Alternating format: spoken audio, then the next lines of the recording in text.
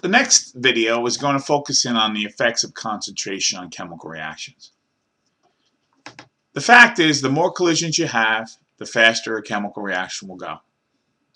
And what we're going to do is we're going to take a look at a demonstration, which was recorded at Mayapack a while ago, on the a reaction that's going to take place in these graduated cylinders. Now, what is that reaction? Let's see if you can remember what the reaction will look like. Okay, if we were to write the reaction out, let me get a notebook to write on. I have one. Okay, so what I'm going to do is I'm going to open up a notebook, hopefully. The reaction we're going to study is hydrogen peroxide decomposition. And the hydrogen peroxide decomposition is really going to involve the addition of a chemical of potassium iodide. We know that hydrogen peroxide can decompose by itself in the presence of ultraviolet light to produce water and oxygen. This is a famous reaction. What I'm telling you is, by inserting another reactant. Now, this is a little controversial because many people say, well, this is truly not a reactant, because at the end you still have iodide ions. If that's true,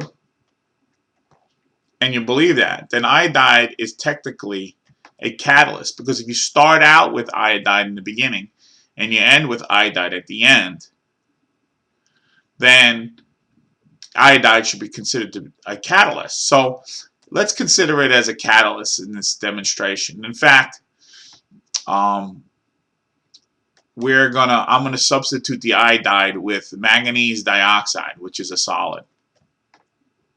So it's a true catalyst. Okay, so it's not the iodide we're going to use, because it's a controversial, because some people say some of the iodine reacts and they've proven it does. So it can't truly be considered a catalyst. To be a catalyst, you have to start with the solid in the beginning, and you have to have the solid at the end, or the concentration of the catalyst cannot change. So I'm going to substitute the iodide with manganese dioxide. And if I do that, then you technically are going to have this reaction happen at a much faster rate. Now, how does this happen? Okay, how does this happen? What I'm doing with the catalyst is I'm basically lowering the activation energy by generating a different step in the reaction. Let's say, for example, without the catalyst, you have your hydrogen peroxide on this potential energy diagram. Here is potential energy versus time. And my hydrogen peroxide starts out having a certain amount of potential energy. Then I add the activation energy, and the reaction takes off. And here at the end, I have my water and my oxygen. Again, this is not balanced. You'd have to go back and balance it. But the fact of the matter, up here is my intermediate in this reaction. And the intermediate's loaded with potential energy. The energy from down here all the way to the top of the peak would be your potential energy of your intermediate. It's way up here. So the difference between this is 0 to the top of the peak is the energy, the potential energy of your intermediate. And the energy from here to the top of the peak would be your activation energy that you need. But what catalysts do is they generate steps in chemical reaction. They change the steps. Right now, this is a two-step reaction. Step 1, step 2. The initiation of breaking the bonds and creating intermediate. Then the intermediate breaks down and produces the products. But what a catalyst can do is might make 2 steps. It might do something like this. So here you have more than two steps. You got step 1, step 2, step 3, step 4. But because you lower the amount of activation energy, you can get to these peaks a lot faster. So the addition of a catalyst, what it does is it generates alternative mechanism steps, which in turn lower the amount of activation energy necessary, because if you add up the height of this peak and the height of this peak, it's going to be less than the height of the initial peak. Therefore, the amount of activation energy to start this reaction is going to be a lot less. It's going to be a lot less. In fact, the initial activation energy is the height from here to the top of the first peak. This is a lot smaller than this peak. Therefore, at the same temperature, the reaction should go a lot faster. So that's what catalysts do. But in this demonstration, what we're doing is we're going to keep the amount of catalyst the same. But what we're going to alter is the concentration of the peroxide to see how the effects of the differences in the concentration of the peroxide affect the speed of the chemical reaction. So let's take a look at the videotape. So if we go to the videotape, you'll see 3 containers. One marked 30% hydrogen peroxide, which is very high concentration for the hydrogen peroxide. At 30%, you can't touch that because it would basically react and create free radicals on the surface of your skin, which would basically kill your skin cells. Then you see the second container at 6%. That basically would discolor any pigments. So if you had a stain on your shirt and you put the 6% peroxide solution on it, the stain would basically discolor. So your typical, let's say, Tide sticks would probably have a 6% peroxide solution in it.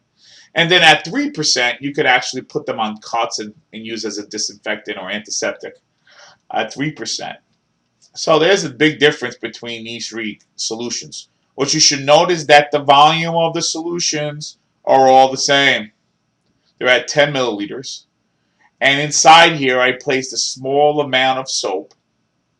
And what I'm going to do, and the reason for the soap is so that when the product of the oxygen gas is generated, we can actually capture the oxygen gas and basically get a way to compare how fast is the oxygen being generated. Because when you do a kinetic study, what you want to do is you either study how fast the reactant's decomposing per time, or how fast is the product being produced per time. In this case, we're studying how fast the product's being produced per time. The next thing you should note that these little sticks that we're going to use, basically at the tip of the stick is a black powder, which is your manganese dioxide, which is being used as your catalyst. So when I push play, you're going to see we're going to place the catalyst in at the same time, and we're going to see which of the chemical reactants are going to break down faster per time. Okay, so here we go. We're going to put the 3 in there and then step back, and you can see right away that this one here produced the oxygen at 30% at a much faster rate than the 6%. And you see at the 3%, you see barely any reactant being produced at 3%. So at 30%, the rate of the reaction was definitely at least 10 times faster than the 3%. And you can see that the gas, now you have to create a black foam because in the foam itself, there is the catalyst. And here again, this proves that the manganese dioxide is a catalyst because the manganese dioxide is still present in the foam. Okay? It's still present in the foam. So at 30%, the rate of the reaction is definitely a lot faster than at 3%. So here's an example of how concentration of your reactant plays a major role in the speed of your chemical reaction.